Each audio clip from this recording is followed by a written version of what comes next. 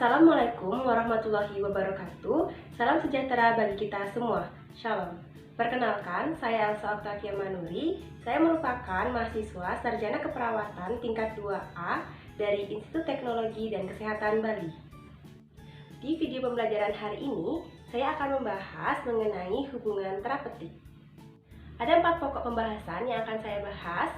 Yang pertama, definisi hubungan terapeutik. Yang kedua, tujuan hubungan terapeutik. Yang ketiga, kondisi penting untuk mengembangkan hubungan terapeutik. Yang keempat, fase hubungan terapeutik. Oke, kita langsung saja ke pembahasan yang pertama. Definisi hubungan terapeutik.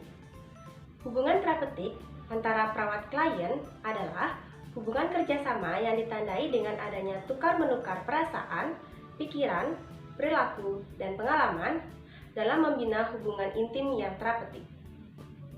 Therapeutic relationship ini dilakukan oleh 2 orang, yaitu antara perawat dengan klien, dengan tujuan terapi, kesembuhan, pertumbuhan emosional, dan psikologis.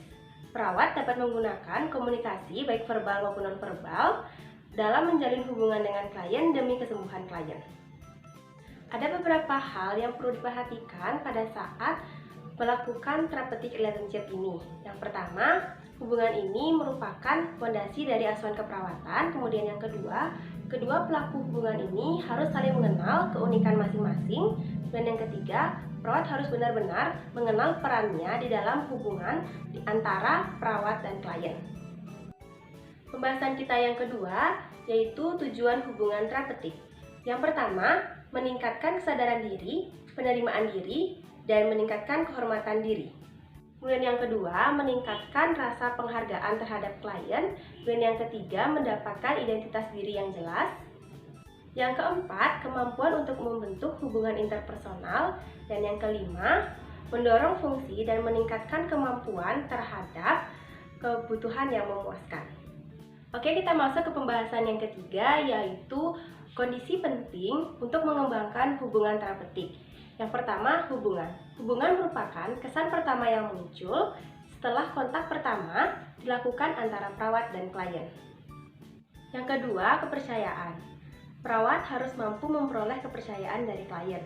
Oleh karena itu, perawat harus membina hubungan saling percaya, di mana kepercayaan didapat ketika perawat menunjukkan sikap peduli, misalnya selalu ada di saat klien membutuhkan, menepati janji, jujur, bertanggung jawab, dan dapat menjaga rahasia klien.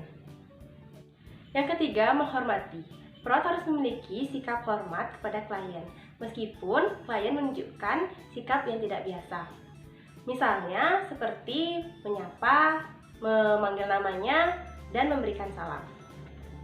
Yang keempat, keaslian. Sikap apa adanya yang dimiliki oleh seorang perawat, di mana perkataan sejalan dengan perbuatan, serta tidak berpura-pura di depan klien. Sikap apa adanya merupakan salah satu sikap yang dapat mengantarkan perawat untuk memperoleh kepercayaan dari klien. Yang kelima, empati. Perawat harus memiliki sikap empati di dalam dirinya agar dapat ikut merasakan apa yang dialami oleh klien sehingga mempercepat proses penyembuhan. Oke, kita masuk ke pembahasan yang keempat, yaitu fase hubungan terapeutik. Di tahapan komunikasi terapeutik, ada 4 tahapan fase, yaitu fase prainteraksi, fase orientasi, fase kerja, dan fase terminasi.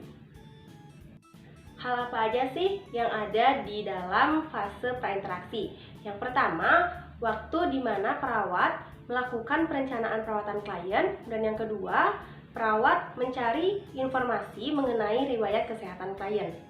Yang ketiga, perawat menganalisa kemampuan perawat dalam membantu klien. Dan yang keempat, menentukan tujuan bertemu dengan klien. Dan yang kelima, menentukan kapan waktu bertemu dengan klien. Yang kedua, ada fase orientasi. Fase orientasi merupakan fase pertama kali perawat bertemu dengan klien. Di fase ini, perawat dapat membina hubungan saling percaya, kemudian penerimaan, dan komunikasi terbuka. Melakukan kontrak dengan klien, mengeksplorasi perasaan, pikiran, dan perilaku klien. Yang ketiga, fase kerja. Hal-hal yang dapat dilakukan oleh perawat pada fase kerja yang pertama, menggali stresor yang relevan. Kemudian yang kedua, mengatasi penolakan perilaku adaptif. Dan yang ketiga, perubahan perilaku dari klien merupakan fokus dari fase ini. Yang keempat, fase terminasi. Fase terminasi merupakan fase terakhir dari komunikasi terapeutik. Fase terminasi digunakan untuk meninjau kemajuan asuhan dan pencapaian tujuan, serta membina realitas perpisahan. Oke, sekian video pembelajaran yang dapat saya sampaikan. Semoga bermanfaat. Saya tutup dengan Pranama Santi.